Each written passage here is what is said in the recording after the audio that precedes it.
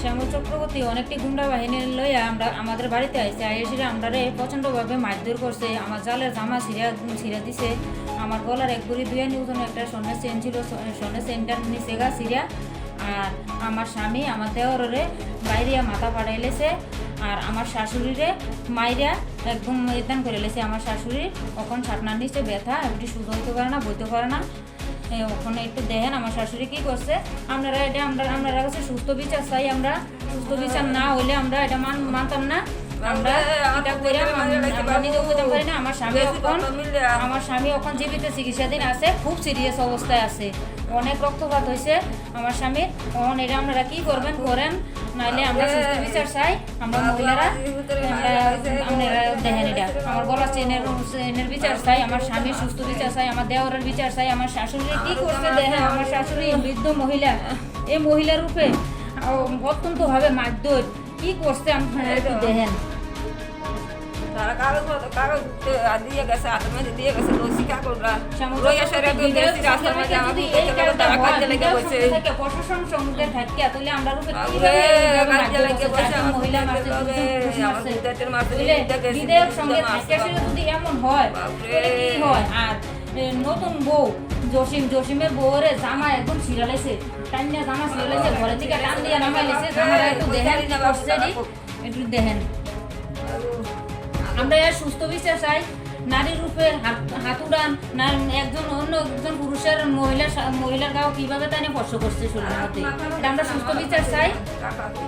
সুস্থ বিচার আপনারা করবেন। শ্যামল চক্রবর্তী জনসম্পর্ক আইসে আমরা নমস্কার করছি। নমস্কার করানোর পরে তো আমরা জিজ্ঞেস করছি আপনি এতদিন কই আসিলেন, আমরা যে করোনা লকডাউনে আসছিলাম, আপনারা তো কিছু জিজ্ঞেস করছেন না, এখন আইসেন ভোটের সময় হলে আপনারা আইয়েন, এর আগে আপনারা রাত দেখি না। তো এই কথাটা কখনো কইছে তোমরা কিটা দেখতো, তোমরা কি কিছু পাইছো না? আমরা বলছি না, তো আমরা কিছু পাইছি না। তো এই কথা কখনো পরে আরেকজন আইয়া মানে বাসা খারাপ করছে আমরা লোকে। বাসা খারাপ করার পরে আমার দেওরে কইছে এই বাসা খারাপ করস কি লিগা, তোরা বাসা খারাপ করতেছ, আমার বাড়ি গাড়ার থেকে যা, আমার বাড়ির সীমানাতে যা। তো এই কথা কইছে বলে দিয়া শ্যামল চক্রবর্তীর লগের যে লোকটি আসলো তারা কইছে সরকারি জায়গায় দাঁড়াই রয়েছি, তোর বাড়ি গাড়াত দিতা, তোর বাড়ি গাড়ার থেকে যাইতাম কি লিগা। এটা কয়েছিলেন লাড়ি ছুটা লইয়া এসে বিধায়কভাবে মারধর করছে, প্রচণ্ড মারছে, টান্যা হেসরাইয়া মহিলা, আমরা 4 জন মহিলা আর 2 জন পুরুষ আমরা প্রচণ্ডভাবে মারধর করছে, টান্যা হেসরাইয়া নিয়ে এসে মারছে, প্রচণ্ডভাবে মাথা ফাটাই দিছে, রক্তাক্ত হয়েছে, প্রচণ্ড রক্ত গেছে মাথার থেকে। এখন জিবি হসপিটালে ভর্তি আছে। অনেক দেরি করে ডাকলাম, কিন্তু আমি জানি আপনারা সবসময় মানুষকে খবর দেওয়ার জন্য, মানুষকে তথ্য দেওয়ার জন্য সবসময় তৎপর। এই জন্য সাহস করে রাত 10:30 আপনাদের দেখেছি। বিশ্বাস করুন ঘটনাটা যেটা ঘটেছে আমার বিশ্বাস হয়নি প্রথমে, তার জন্য দিলে আমরা কনফার্ম করতে হয়েছে। কারণ অনেক সময় উল্টোপাল্টা খবর পাই, আপনাদের খবরটা দিলে পরে যদি ভুল খবর হয় সেটা আপনাদের লজ্জা আমাদের লজ্জা হবে। সেই জন্য খবরটা পাওয়ার পরে আমরা সোনামুড়াতে মানুষ পাঠিয়ে সেখানে খবর নিয়ে ভিডিও করে তাদের স্টেটমেন্ট এনে তারপরে আপনাদের দেখেছি। আজকে communist party of India Marxist তাদের নিজের যেটা পরিচয় সেটা মানুষের সামনে একদম খুলি করে দিয়েছে। তারা কি জিনিস, বাঘের যেভাবে নখ বেরোয়, হিংস্র প্রাণীর যেভাবে নখ বেরোয়, আজকে সিপিএম তার নখ বের করে মানুষকে দেখিয়েছে 35 বছর তারা কিরকম রাজত্ব করেছিল। ক্ষমতায় নেই তবু ক্ষমতার দম্ভ আছে, ক্ষমতায় নেই তবু ক্ষমতার হিংস্রতা আছে। আজকে সকাল 9টায় সোনামুড়াতে বামফ্রন্টের প্রার্থী শ্রী শ্যামল চক্রবর্তী ভোট চাইতে গেছিলেন 10 জন মানুষকে নিয়ে। একটা বাড়িতে ঢুকেছে, ঢোকার পরে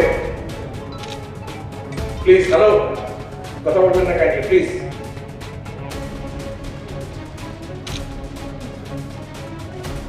ওকে, সো বাড়িতে ঢুকে যখন সিপিএমের জন্য ভোট চাইতে গিয়েছেন ততক্ষণ পর্যন্ত ব্যাপারটা নর্মাল ছিল।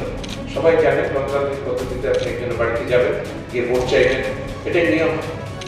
তিনি যখন ভোট চেয়েছেন তখন বাড়ির যে ভদ্রলোক তিনি লোককে জিজ্ঞেস করেছেন গত 5 বছর কোথায় ছিলেন, করোনার সময় আপনি কেন আসেননি, একবার খবর নেননি, আমরা যখন খাবার পাচ্ছিলাম না আপনি তো একবার খবর নেননি। এই কথা থেকে কথা কাটাকাটি শুরু, তারপরে যে 9 জনের বাড়িতে গেছিল, সেই 9 জন মিলে বাড়ির 4 জন মানুষকে পিটিয়েছে। 4 জন হাসপাতালে ভর্তি হয়েছে, এদের মধ্যে একজন বৃদ্ধ, বাকিরা ইয়াং। এবং এত নির্লজ্জ ঘটনা যা আমি বলাটা ঠিক পছন্দ করছি না। এই ঘটনা, এই ধরনের ঘটনা অন্য কোন রাজনৈতিক দল করতে পারে কিনা, ভোট চাইতে গিয়ে ভোটারকে মারা ভারতের ইতিহাসে কোথাও হয়েছে কিনা আমি জানি না। সিপিএমকে ধন্যবাদ, আজকে তারা নিজের রং চিনিয়ে দিলেন, তাদের চাপ চিনিয়ে দিলেন তারা কি বস্তু এবং তারা কেন ত্রিপুরা আবার রাজত্ব করতে চাইছে